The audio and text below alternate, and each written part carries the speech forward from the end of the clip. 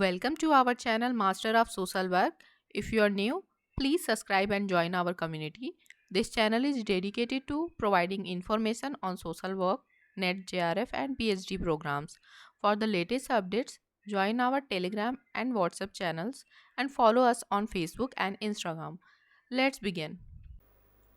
हमने question number 50 तक अपना डिस्कस कर लिया था पिछले वीडियो में। अभी हम स्टार्ट करते हैं 51 से। तो जो हमारा क्वेश्चन है वो ये है कि जो मॉडल ऑफ कम्युनिटी वर्क है प्रोफेसर HY सिद्दीकी द्वारा दिए गए हैं, उसमें से कौन कौन से मॉडल हैं जो इस ऑप्शंस में से दिए गए हैं। तो जो पहला ऑप्शन है वो है नेबरहुड डेवलपमेंट मॉडल, उसके बाद आपका आता है सिस्टम चेंज मॉडल, देन आपका आता है स्ट्रक्चरल चेंज मॉडल। तो ये तीनों आपके इसके अंतर्गत आते हैं।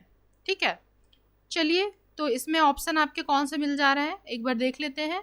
इसमें आपका ऑप्शन नंबर जिसमें A, B एंड D है, A, B एंड D, तो ऑप्शन नंबर 3 ये आपका आ गया। ठीक है, ये हिंदी में भी आपका दिया हुआ है, आप इसको देख सकते हैं। इसके बाद क्वेश्चन नंबर 52 में पूछा गया है कि इसमें से कौन सी ऐसी क्वालिटीज़ हैं जो लिटिल कम्युनिटी को डिफाइन करती हैं, परिभाषित करती हैं। लिटिल कम्युनिटी जो है वो रॉबर्ट रेडफील्ड द्वारा दिया गया था। ठीक है, इसको आप लोग याद रखिएगा, ये पूछ सकता है एग्ज़ाम में। तो इसमें है डिस्टिंगनेस मतलब विशिष्टता होती है, जी हाँ बिल्कुल होती है। स्मॉल साइज लघु मतलब साइज को हिंदी में क्या बोलेंगे, आपका आकार, लघु आकार। ठीक है, उसके बाद आता है सेल्फ सफिशिएंसी मतलब आपका आत्मनिर्भरता आ जाएगा। होमोजीनिटी मतलब कि उसमें सगमता आ जाएगी, मतलब उनके जो रहन सहन और बाकी जो उनका स्टैंडर्ड लिविंग लगभग एक जैसा होता है, उनका खान पहनावा बाकी चीज़ें। ठीक है, तो ये आपके ऑप्शन सारे आ जाएंगे, तो आपका ऑप्शन नंबर 4 होगा। इसके बाद आपका आता है, इसमें पूछा गया है कि जो HDR रिपोर्ट है, ह्यूमन डेवलपमेंट रिपोर्ट, उसके मेजरमेंट में कौन कौन से डायमेंशंस को ध्यान रखा जाता है।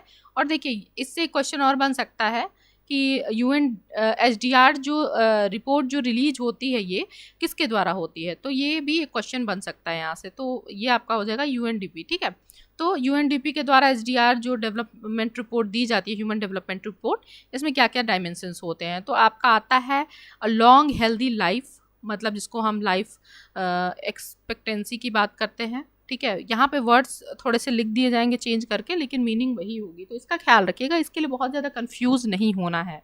इसके बाद आपका आता है क्वालिटी एजुकेशन की बात की जाती है, जिसमें मतलब सबको लगभग जो एक एजुकेशन की स्तर है वो सबके पास होना ही चाहिए एक लेवल तक, तो ये भी आपका हो जाएगा। इसके बाद डिसेंट स्टैंडर्ड ऑफ लिविंग आ जाता है आपका, स्टैंडर्ड ऑफ लिविंग।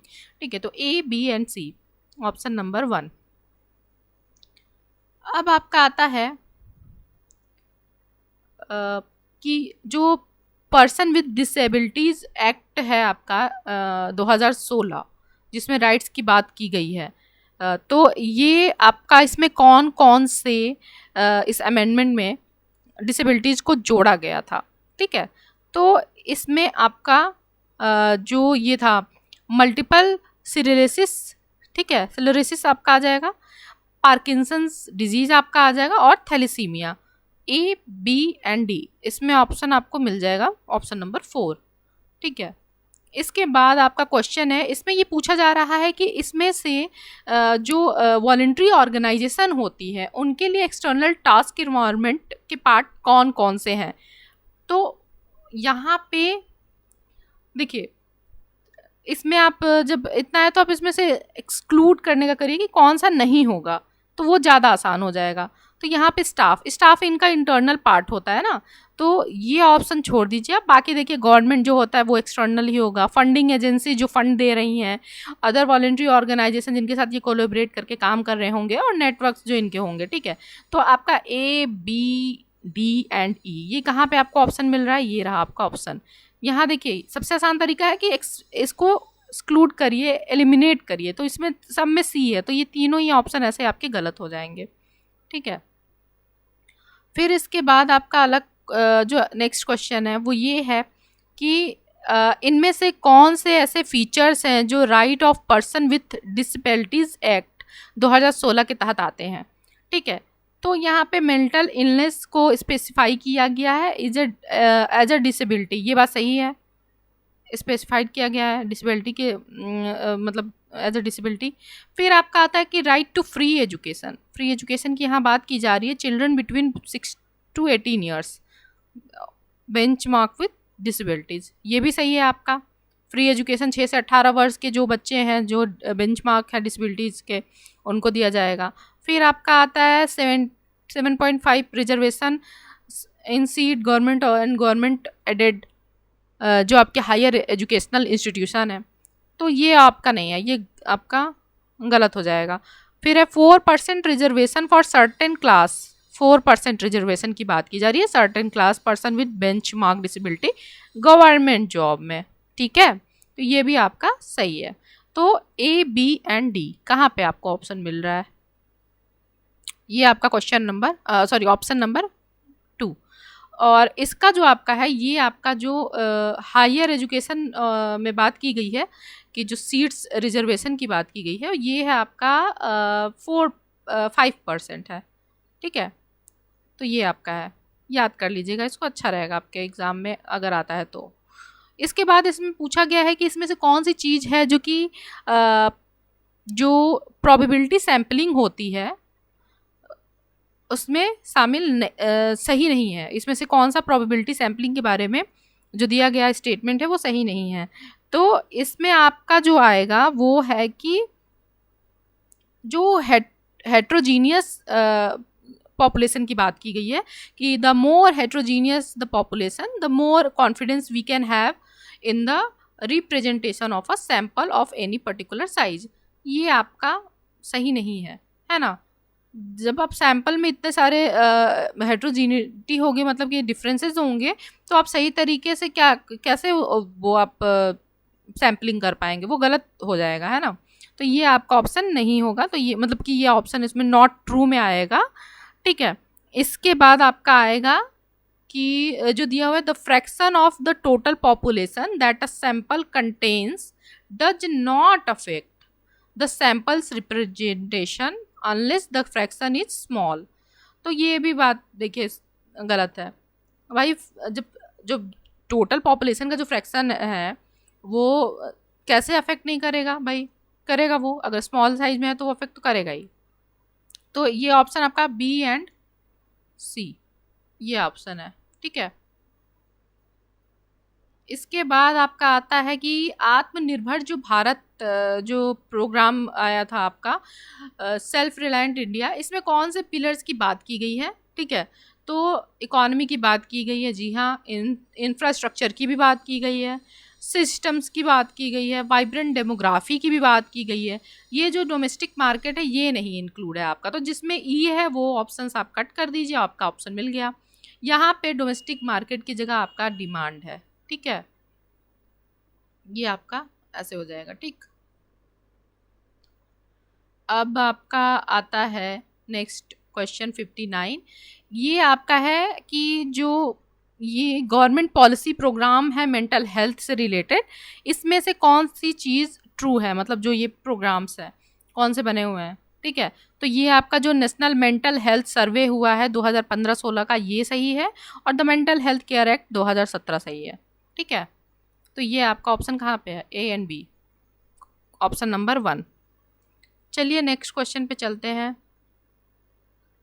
अब ये है कि इसमें पूछा गया है जो ग्रुप वर्कर्स होते हैं उनको किन ग्रुप डायनेमिक्स के कौन से ऐसे 4 टाइप है जिनसे फेमिलियर होना ज़रूरी है। ठीक है, ग्रुप डायनेमिक्स का मतलब यही होता है कि आप ग्रुप में, जिस ग्रुप में आप हैं, जिसके मेंबर हैं, आप उस ग्रुप के प्रति आपका लगाव, व्यवहार, लोगों से आपका इंटरेक्ट करने का तरीका, बाकी जो भी चीज़ें ग्रुप में होते हुए एक मेंबर के अंदर होनी चाहिए, वो सारी चीज़ें आपकी हैं। तो इसमें आपका जो आएगा ऑप्शन वो है कि positioning one self in the most comfortable situation, ये गलत है, ये नहीं होगा। भाई आप कंफर्टेबल नहीं, आप अपने अपने आप को कंफर्टेबल जगह पे रखेंगे और बाकी लोगों को आप सोचेंगे कि वो अपने तरीके से काम, तो ये ग्रुप वर्क नहीं होगा। या तो आप इंडिविजुअल होकर सोच रहे हैं ना, तो ये तो नहीं होगा, ठीक है। कम्युनिकेशन और इंटरेक्शन पैटर्न्स होते हैं आपके, कि आपको किस तरीके से व्यवहार करना है, कुछ अपना एक तरीका होता है आपका। कोहेसन भी होता है, जब ग्रुप में कोहेसन होगा, ग्रुप मेंबर्स में आपस में लगाव होगा, तभी तो वो एक दूसरे के साथ मिलके काम कर पाएंगे, तो ये भी चीज़ होगी। Social control such as norms and roles and status, हाँ सबके अपने कुछ स्टेटस है, रोल्स है, रिस्पॉन्सिबिलिटी है, कुछ नॉर्म्स बनाए गए हैं जिसको सबको फॉलो करना है, और अपना ग्रुप का कल्चर होगा। तो ये आपका, जिसमें ऑप्शन ए है उसको छोड़कर बाकी आपके आ जाएंगे यहाँ पे, जैसे कि ये BCDE, तो ऑप्शन नंबर 2, ठीक है। चलिए नेक्स्ट क्वेश्चन पे चलते हैं। क्वेश्चन नंबर 61, इसमें आपका पूछा गया है कि इसमें constructive victims of substance abuse इसमें से कौन से लोग होंगे। देखिए, अल्कोहल जो इनटेक करते हैं वो मतलब एडिक्टेड हैं, शराब जिसका मतलब है। फिर आपका नारकोटिक ड्रग्स हैं, उस पर डिपेंडेंट है लोग, वो भी आ जाएगा आपका।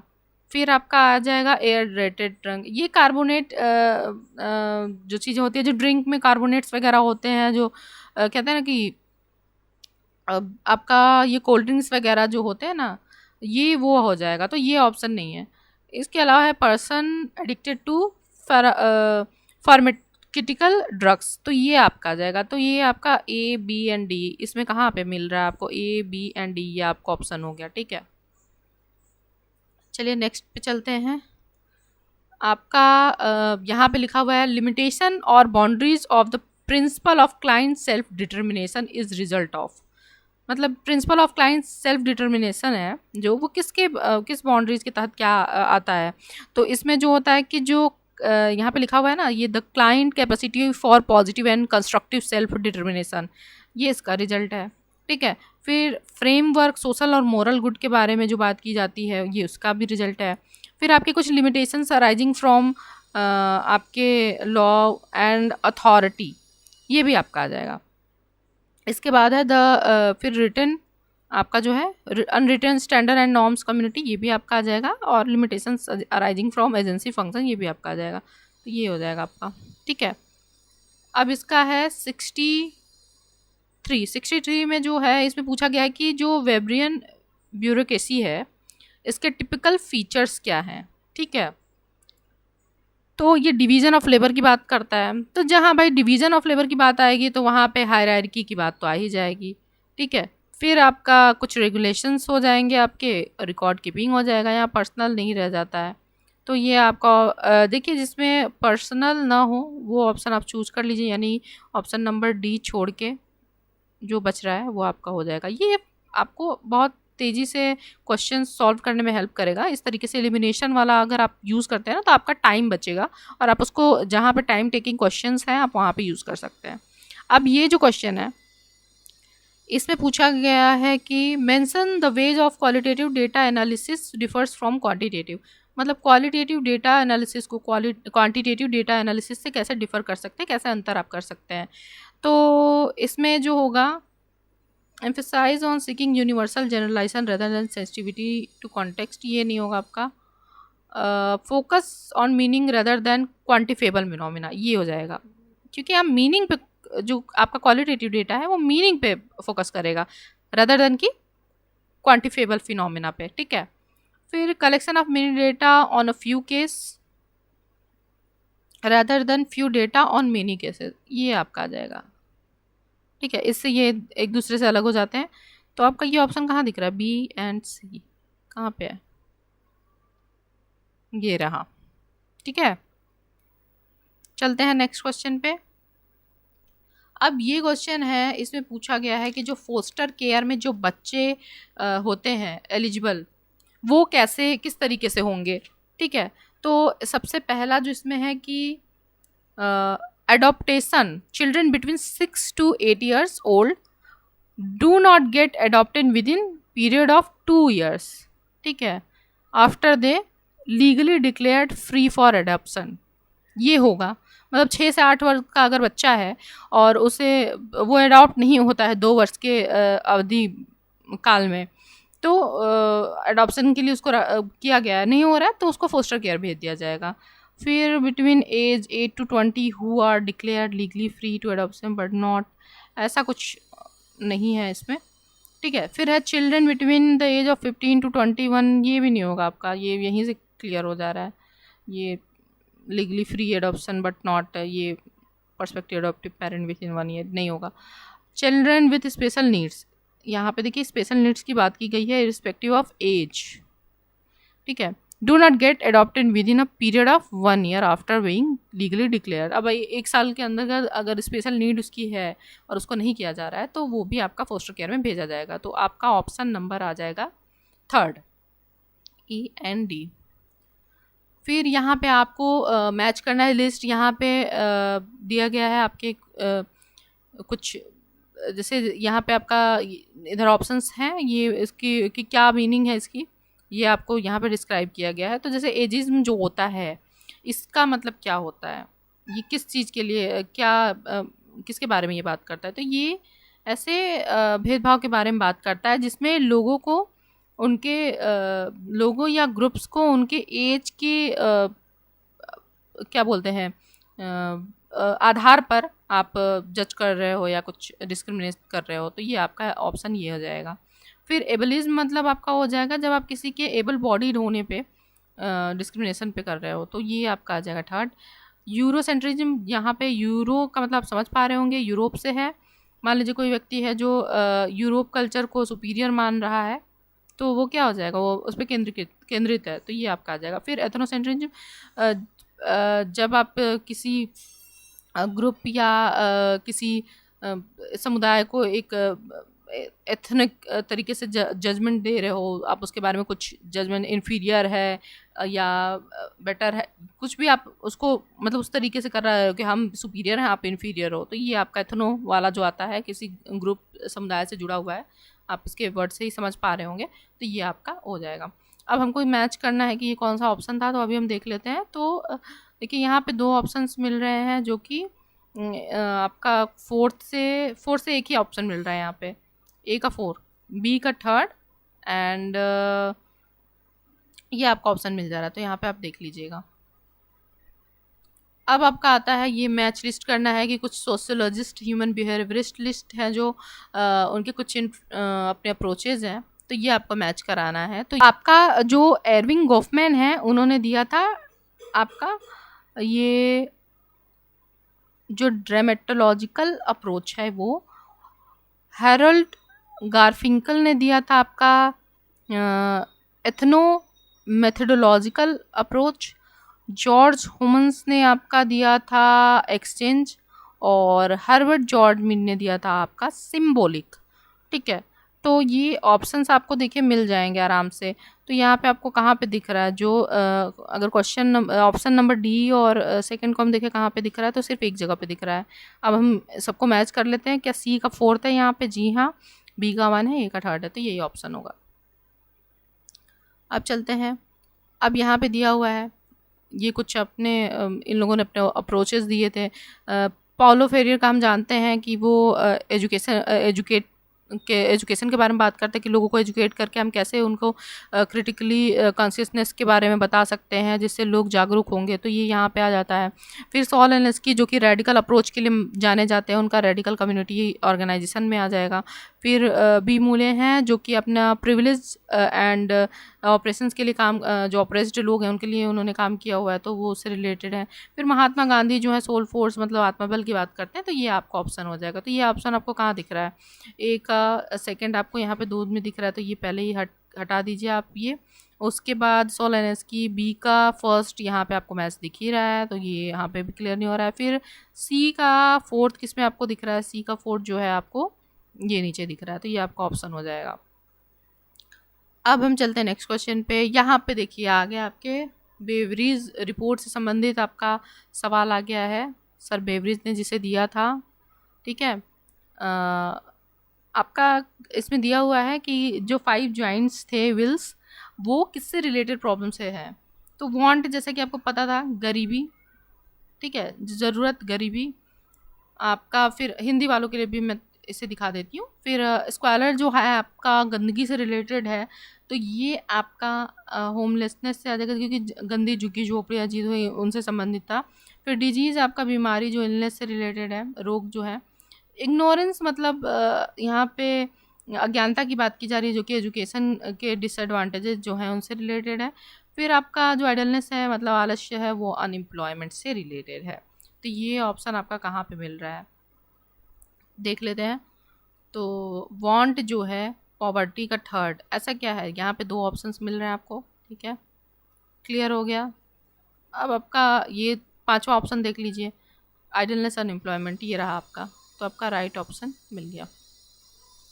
चलिए नेक्स्ट क्वेश्चन पे चलते हैं। ये आपका क्वेश्चन है, अब इसमें आपको बताना है कि कौन से स्टैटिस्टिकल प्रोसीजर्स हैं और कौन से उसके स्टैटिस्टिकल टेस्ट हैं, ठीक है। तो ये आपका यहाँ पे आ जाएगा, जो पहला है it compare scores for the same individual और 2 और मोर टाइम्स, मतलब सेम इंडिविजुअल है उसका 2 या 2 से अधिक बार उसका जो स्कोर्स आप कंपेयर कर रहे हो, तो वो कौन सा होगा।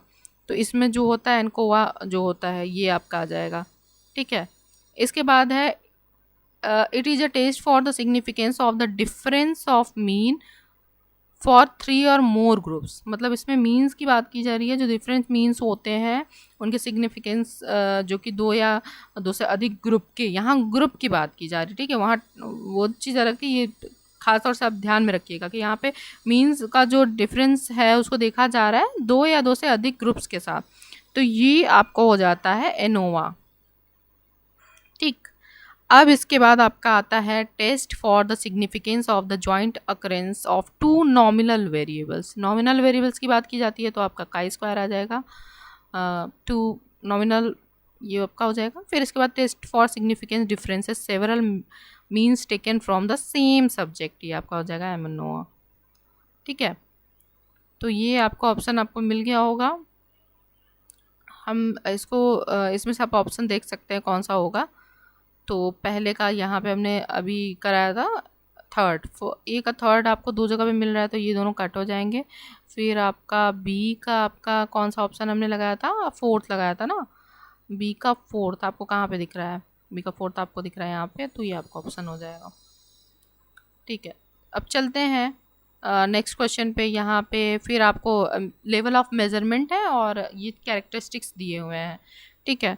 तो इसमें आपको क्या करना है, इसको पढ़िए और कैरेक्टरिस्टिक्स किससे मैच कर रहे हैं उस पर आपको टिक करना है, मैच कराना है। तो नॉमिनल जो होता है वो क्या होता है, comparative categories that can not be rank ordered, ठीक है, जिनको ऑर्डर में हम नहीं लगा सकते हैं रैंक में, तो ये आपका आ जाएगा। इनको कंपेयर करते हैं ना 2 कैटेगरीज को, ठीक है। ऑर्डिनल जो आपका आता है वो है कि आपके जो categories can be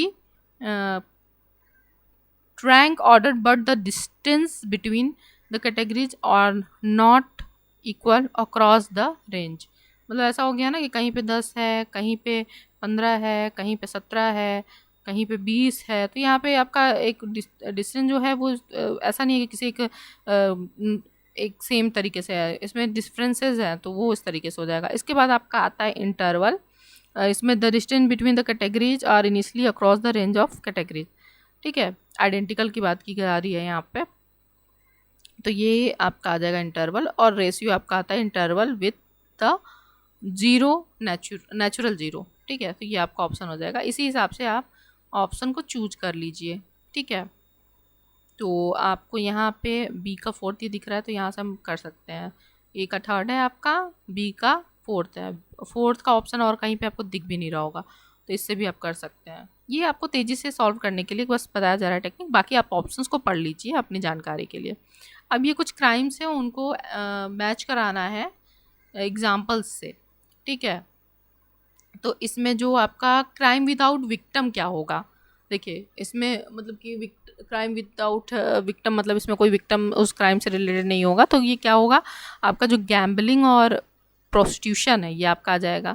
corporate crime आपका आ जाता है स्टॉक मार्केट, जो स्टॉक मैनिपुलेशन होता है या प्राइस फिक्सिंग कॉरपोरेट से रिलेटेड है ये आपका।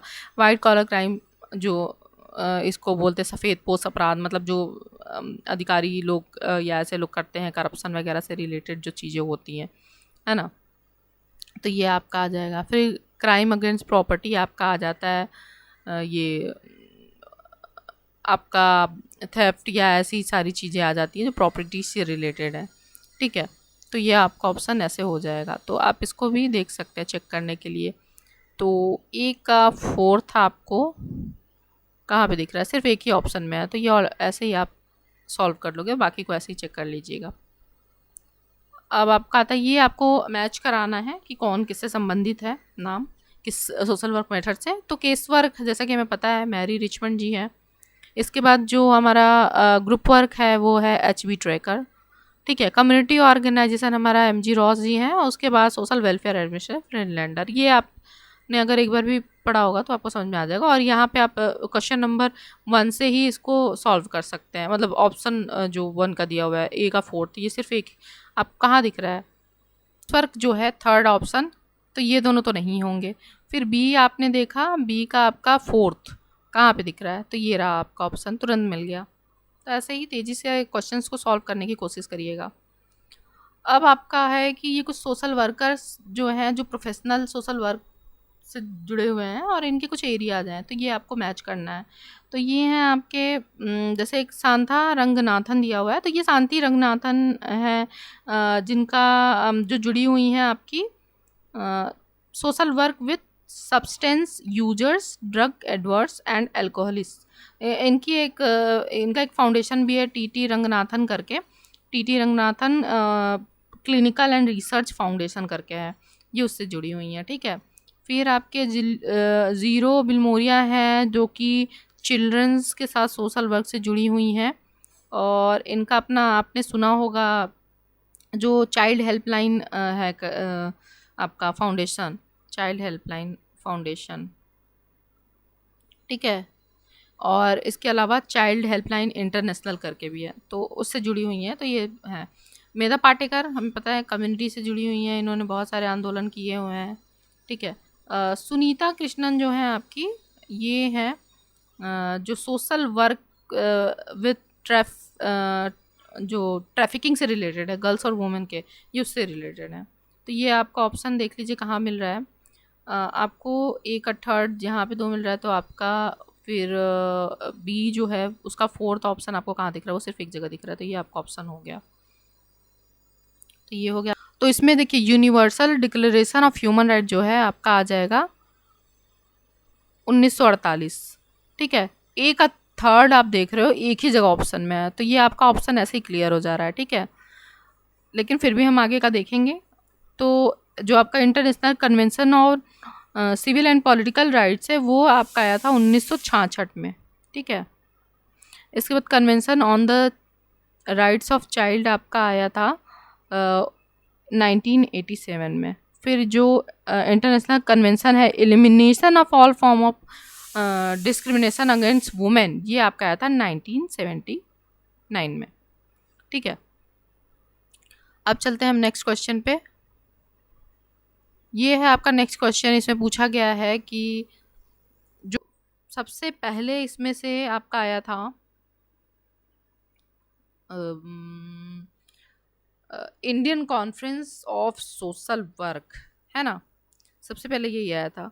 तो इसका आपका डेट 1947 है, 1947, ठीक है, बॉम्बे में हुआ था। उसके बाद आपका आता है association of school of social work in India, ठीक है, ये आपका हो जाएगा, ये पहले पे हो जाएगा, ये दूसरे पे हो जाएगा। तो अभी देखिए हम क्या इससे सॉल्व कर सकते हैं, एक बार देख लेते हैं। DC एक ही जगह ऑप्शन दिख रहा है, तो ये है। फिर आपका आएगा Indian association trend of social workers, trend social workers. उसके बाद आपका आ जाता है ये national association of professional social workers in India, ये फोर्थ पे आ जाएगा, ठीक है। अब देखते हैं नेक्स्ट क्वेश्चन पे चलते हैं। अब यहाँ पे आपको बताना है कि इसमें से कौन सी इस्टेब्लिशमेंट है सोशल वर्क और स्कूल्स और डिपार्टमेंट्स की इंडिया में, कैसे असेंडिंग ऑर्डर में लिखना है। तो सबसे पहले आपका आया था टीस 1936 में, नंबर 1 पे आपका ये आ गया। क्या हमको कोई ऑप्शन दिख रहा है यहाँ पे क्वेश्चन सॉल्व हो गया है, बट हम सबको देख लेंगे। फिर इसके बाद आपका आया था Delhi school of social work 1946 में। फिर आपका आया था Indore school of social work आपका आया था 1961 के अराउंड, ठीक है, सॉरी 51, 61 नहीं 51। और इसके बाद आपका जो है काशी विद्यापीठ आपका 1947। और इसके बाद आपका है department of school of Lucknow university, जो डिपार्टमेंट बना था ये आपका आया था 1949 के अराउंड, ठीक है। तो अगर हम ऐसे लगाना होगा तो हम आराम से कर सकते हैं। अब आपका ये हो जाएगा सेकंड नंबर पे, और इसके बाद काशी विद्यापीठ थर्ड पे आपका आ जाएगा। उसके बाद आपका आ जाता है department of Lucknow fourth and fifth, ये आपका ऑप्शन में भी आपको दिख जाएगा, ठीक है। चलिए नेक्स्ट क्वेश्चन पे चलते हैं। अब हमारा जो क्वेश्चन है इसमें आपको बताना है correct sequence observational learning process के बारे में कि ट्रीटमेंट ग्रुप का कैसे होगा। तो इसको आप अगर पढ़ के जाएंगे तो ही आप सॉल्व कर सकते हैं, क्योंकि ये आप ऐसे अंदाजे से बहुत नहीं कर सकते हैं, लेकिन अगर आपको थोड़ा सा भी आइडिया होगा तो आप कर लेंगे। तो अवेयरनेस ये आती है ऑब्जर्वर की। सेकेंड आता है रिटेंशन ऑफ ऑब्जर्वर, ठीक है। यहाँ पे आप इस तरीके से सॉल्व नहीं कर सकते जो हमने ट्रिक वहाँ पे की हुई है या जो तरीका हमारा है। उसके बाद आपका आता है performance abilities of the observer, ठीक है। यहाँ तक हमने सॉल्व कर लिया, ठीक है। तो ये ऑप्शन कहीं दिख रहा है आपको ए बी एंड डी, इसमें से कहीं दिख रहा है ए बी एंड डी, तो दो ऑप्शंस आपको मिल गए हैं, ठीक है, ये और ये। अब इसी में से एक है। इसके बाद आपका आता है motivation for performing the observer fourth, and ये फिफ्थ आपका आ जाएगा behaviour actually perform by the observer. तो ये आपका ऑप्शन कहाँ दिख रहा है, देखिए ये आपको दिख रहा है यहाँ पे, तो आपका ये हो जाएगा। नेक्स्ट पे चलते हैं। नेक्स्ट क्वेश्चन है आपका, इसमें आपको बताना है कि जो बिगनिंग है फेज केस वर्क प्रोसेस का स्टडी, उसमें क्या क्या जो स्टेप्स है उसको फॉलो करना होता है, ऑर्डर सीक्वेंस में लगाना है, ठीक है। तो इसमें सबसे पहले हम देखते हैं कि नेचर क्या है जो प्रॉब्लम है उसकी, ठीक है, वो देखेंगे। दूसरी चीज़ हम देखते हैं कि जो सिग्निफिकेंस ऑफ द प्रॉब्लम है वो क्या है, ठीक। उसके बाद हम देखते हैं कि cause onset and precipitants of the problem क्या है, ठीक है। उसके बाद हम देखते हैं आपका कि जो एफर्ट्स किए जा रहे हैं कोप करने के लिए वो क्या है। फिर हम देखते हैं अपना nature of the solution and sort from the case work agency, उसके बाद फाइनल उसको कैसे एंड करना है। अब ये आप देखिए ये कहाँ पे आपको ऑप्शन दिख रहा है, नंबर 1 पे बी है। सारे क्वेश्चंस ऐसे आपको, अगर आपको एक भी अच्छे से चीज़ पता होगी तो आप बहुत तेज़ी से इसको सॉल्व कर पाएंगे। ये हम समझने के लिए कर रहे हैं, लेकिन एग्ज़ाम में आपको स्मार्ट तरीके से भी काम करना है। अब ये आपका हिंदी में भी आप इसको देख सकते हैं, ठीक है, हिंदी में भी देख लीजिएगा। इसके बाद आपका है कि प्रोजेक्ट लाइफ साइकिल कैसी होती है प्रोजेक्ट मैनेजमेंट की। जब भी कोई प्रोजेक्ट बनता है तो सबसे पहले उसका एक जो डिफाइनिंग स्टेज होता है वो होता है ना, डिफाइन करेंगे ना आप किस पे काम करना है, क्या कैसे करना है। फिर आप प्लानिंग करते हैं, ठीक। तो ये चीज़ आपको कहीं दिख रही है यहाँ पे ऑप्शन में, ये यहाँ पे दिख गई सिंगल, ये एक दिख रहा है, ठीक है। अब इसको और देखते हैं फिर आगे। फिर आप क्या करते हो, फिर आप देखते हो कि इसको एग्जीक्यूट कैसे करना है, ठीक। फिर आप इसको डिलीवर करते हो एंड में क्लीन अप करते हो। तो ये आपका ऑप्शन यहाँ पे मिल जाएगा। अब हम बात करते हैं नेक्स्ट क्वेश्चन की, the correct sequence phase in the job analysis are, मतलब कि इसमें क्या होगा कि जॉब एनालिसिस के लिए सबसे पहले क्या चीज़ करनी होगी आपको फेजेस में। तो सबसे पहले आप क्या करोगे, जॉब एनालिसिस करोगे, जिस प्रोग्राम प्रिपरेशन करोगे जॉब एनालिसिस प्रोग्राम के लिए, ठीक है। ये हो गया आपका ऑप्शन, ये ए पहले ही सही हो गया, ठीक है। फिर आपका selection of the representative jobs to be analysed, जिसका करना है, ठीक है, रिप्रेजेंटेटिव जॉब्स, उसका सिलेक्शन कर लिया आपने। फिर आप करोगे collection of job analysis data. तो यहाँ पे देखिए आपको क्या लग रहा है कि आपने लगभग क्वेश्चन को देख लिया है, ठीक है, करेक्शन ऑफ डेटा, फिर आपका आ जाएगा preparation of job and sorry, ये आपका, हाँ ठीक है, ये आपका आ जाएगा, फिर आपका आएगा प्रिपरेशन ऑफ जॉब जो डिस्क्रिप्शन है, ये आपका 4th हो जाएगा, ठीक है। इसके बाद आपका आ जाएगा preparation of job and employ specification, ये आपका आएगा 5th पे।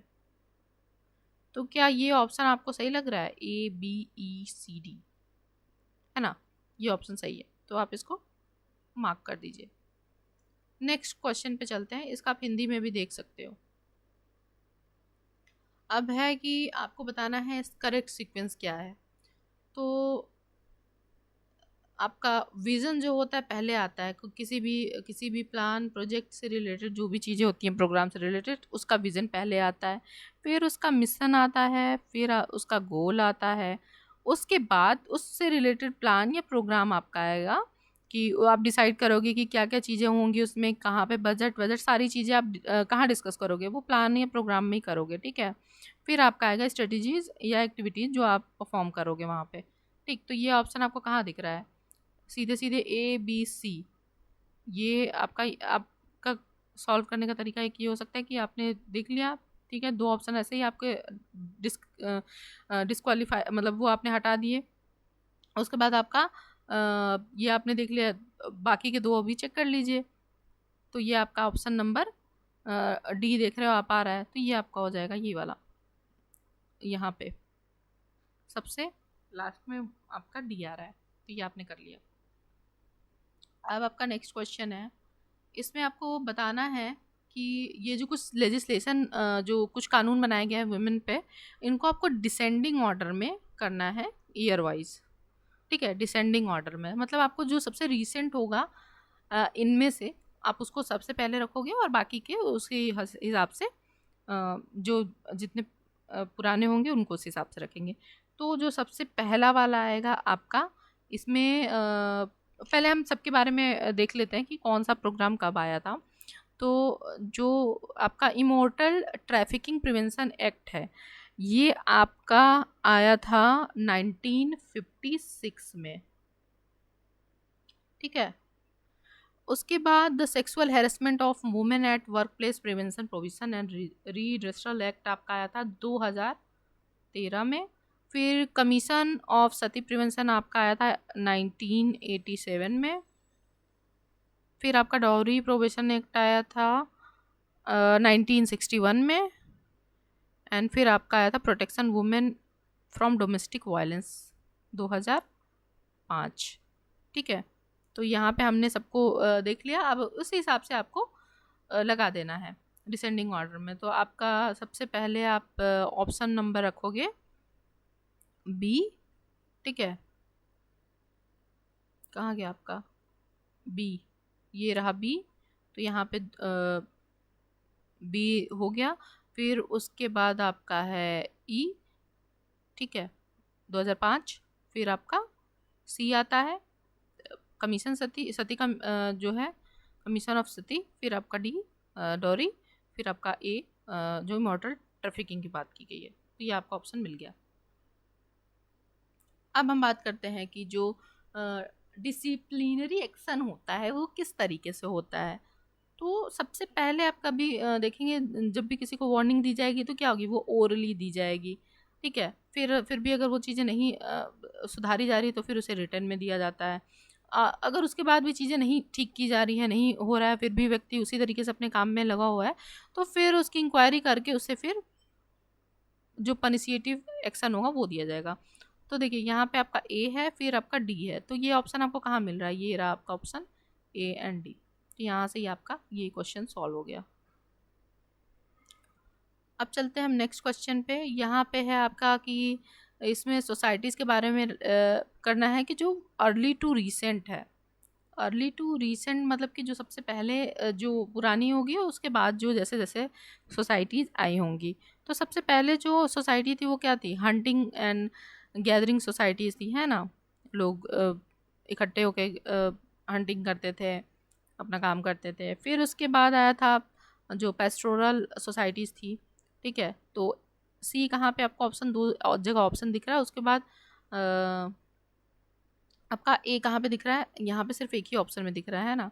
तो ये दोनों तो ऐसे ही कट गए थे आपके, और यहाँ पे आपने जैसे ही दूसरा वाला सॉल्व किया ये आपका मिल गया यहाँ पे, ठीक है। फिर आपका आ जाएगा ये हॉर्टिकल्चर, देन आपका आ जाएगा एग्रीकल्चर, फिर आपका आ जाएगा इंडस्ट्रियल। तो ये आपका ऑप्शन हो गया। अब चलते हैं नेक्स्ट क्वेश्चन पे। ये आपको असर्शन रीजन दिया हुआ है, ठीक है। 2 स्टेटमेंट है, इसमें दिया हुआ है कि जो सोशल वर्क है उसके बारे में बताया गया है कि अभी तक उसने अपना वो स्टेटस अचीव नहीं किया है प्रोफेशन का जो करना चाहिए था इंडिया में। और इसका जो रीज़न दिया गया है कि जो कुछ सोशल वर्कर्स हैं वो आत्ममुग्ध हैं, इस कारण से क्या हो रहा है कि सोशल वर्क को स्टेटस नहीं मिल पा रहा है। तो देखिए, स्टेटमेंट तो दोनों सही हैं, लेकिन ये इसको करेक्ट एक्सप्लेन नहीं कर रहा है। सोशल वर्क को अपना प्रोफेशन ना मिलने के कारण ये सिर्फ एक ही कारण नहीं है, इसके बहुत सारे कारण हैं। लोग एकजुट जो सोशल वर्कर्स हैं वो एक तरीके से एकजुट नहीं है, उनका एक प्रॉपर अवेयरनेस लोगों के बीच में नहीं है, और बहुत सारी चीज़ें हैं। अभी उस तरीके से डेवलपमेंट नहीं कर पाया है जो करना चाहिए था, वो वर्क नहीं हो पाया है as a profession social work के लिए। तो ये इसलिए हो जाता है आपका। इसके बाद आता है 87 क्वेश्चन नंबर। ये स्टेटमेंट दिए हुए हैं, आपको बताना है। तो इसमें ये है कि in social group work assessment is both a process and product upon which the helping process is based. मतलब ये कह रहे हैं सोशल ग्रुप वर्क है जो वो असेसमेंट करता है प्रोसेस और प्रोडक्ट के तौर पर हेल्पिंग प्रोसेस में। तो ये बात सही है या गलत है? तो ये सही है। फिर उसके बाद दूसरा है कि as a product assessment, assessment is verbal or written statement the functioning of group and its members which is useful to development of intervention plans। ये भी सही है कि वर्बल और रिटन स्टेटमेंट जो होता है वो फंक्शनिंग के लिए जब उसका यूज़ किया जाएगा इंटरवेंशन प्लान में तो वो हेल्पफुल रहेगा। तो ये सही है। फिर आपका दूसरा क्वेश्चन आता है, इसमें है कि जो फंडामेंटल ड्यूटीज़ हैं वो पार्ट 4 जो था ये कॉन्स्टिट्यूशन में ऐड किया गया, और ये 42वें कॉन्स्टिट्यूशन के संशोधन के दौरान, अमेंडमेंट के दौरान किया गया था। तो ये बात सही है। और दूसरी चीज़ की फंडामेंटल ड्यूटीज़ जो है वो कॉन्स्टिट्यूशन जो है रसिया के कॉन्स्टिट्यूशन से लिया गया है। ये भी बात सही है। Both are true. ये देखिए, ये सब चीज़ें आपको पढ़नी पड़ेगी। कॉन्स्टिट्यूशन को अच्छे से पढ़ लीजिएगा, जो आपके हमारे सब सिलेबस में है उसको बहुत अच्छे से कवर करिएगा, बहुत ज़रूरी है आपके नॉलेज के लिए भी और पेपर के पॉइंट ऑफ व्यू से भी। इसके बाद जो क्वेश्चन है 89, इसमें पूछा गया है कि 2 स्टेटमेंट दिए गए हैं कि जो bias in data collection refer to systematic influence that demeans the reliability and validity. ठीक है, जो मतलब अगर आप बायसनेस रख रहे हो डेटा कलेक्शन के दौरान, आप अपना कुछ बायसनेस रख रहे हो, पक्षपात करके आप कर रहे हो, तो वो इन्फ्लुएंस करेगा रिलेबिलिटी या वैलिडिटी को।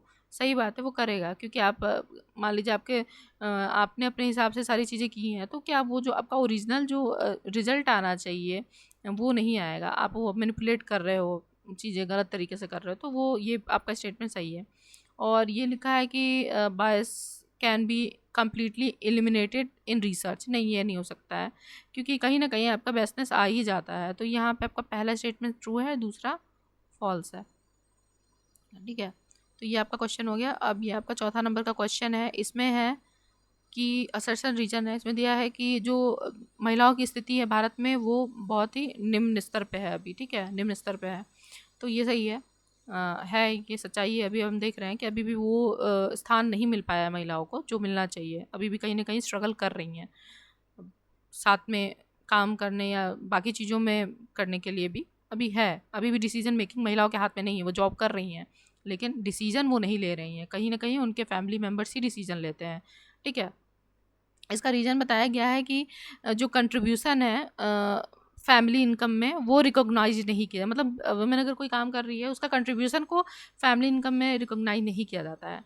तो ठीक है, ये एक कारण हो सकता है, लेकिन इसके अलावा हमने बहुत सारे और भी कारण देखे कि अभी भी बहुत सारी चीज़ें हैं जिसके कारण महिलाओं को वो स्थिति नहीं मिल पा रही है। कहीं ना कहीं जो घर का जो देखभाल करना है वो अभी भी महिलाओं को ही करना है ना।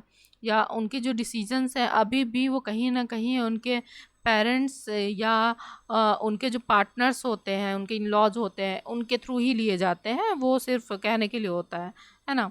और कहीं ना कहीं डिपेंडेंसी, जो इकोनॉमिकल डिपेंडेंसी है वो अभी भी बहुत सारी महिलाएं हैं जो अपने परिवार के ऊपर हैं, तो वो भी कहीं ना कहीं एक बहुत बड़ा कारण, बहुत सारी चीज़ें हैं, सिर्फ एक कारण हम नहीं कह सकते हैं। तो मतलब स्टेटमेंट दोनों सही हैं बट एक्सप्लेन सही नहीं कर रहा है, ये रीज़न रीज़न बहुत सारे हैं इसके, सिर्फ यही एक कारण नहीं है। तो ये हमारा क्वेश्चन पेपर आज पूरा कंप्लीट हो गया है। इसके बाद जो क्वेश्चंस हैं वो आपके रीडिंग कम्प्रिहेंशन के हैं। इसके लिए मैं सजेस्ट करूँगी कि आप ये खुद से ट्राई करें, है ना, खुद से इस क्वेश्चन को सारे रीडिंग्स कम्प्रिहेंशन सॉल्व करें, इनको पढ़ें, समझने की कोशिश करें और इस पे टाइम दें थोड़ा खुद से, ये तभी हो पाएगा। ये क्योंकि अभी हम बैठ के कराएंगे भी तो इसमें बहुत टाइम जाएगा। आप खुद से इसको ट्राई करिएगा, क्योंकि आपके इस पेपर में 2 ऐसे पैराग्राफ आपको मिलेंगे, मतलब 10 क्वेश्चंस आपके इसमें ऑलरेडी हैं, तो आपके पास 20 नंबर हैं जो आप गेन कर सकते हैं अगर आप इसको सही तरीके से सॉल्व कर पाए तो आज का हमारा जो ये है पेपर कंप्लीट हमने कर दिया है और नेक्स्ट हमारा दूसरे पेपर को भी हम डिस्कस करेंगे। अगर आपको हमारा ये वीडियो अच्छा लगा तो आप इसे ज़रूर लाइक करें और अपने फ्रेंड्स के साथ शेयर करें जो लोग सोशल वर्क नेट जेआरएफ से रिलेटेड प्रिपरेशन कर रहे हैं, ठीक है। और सब्सक्राइब ज़रूर करिएगा अगर आपको हमारा ये चैनल अच्छा लगा, हमारा वीडियो अच्छा लगा तो इसको सब्सक्राइब ज़रूर करें। And thank you for watching.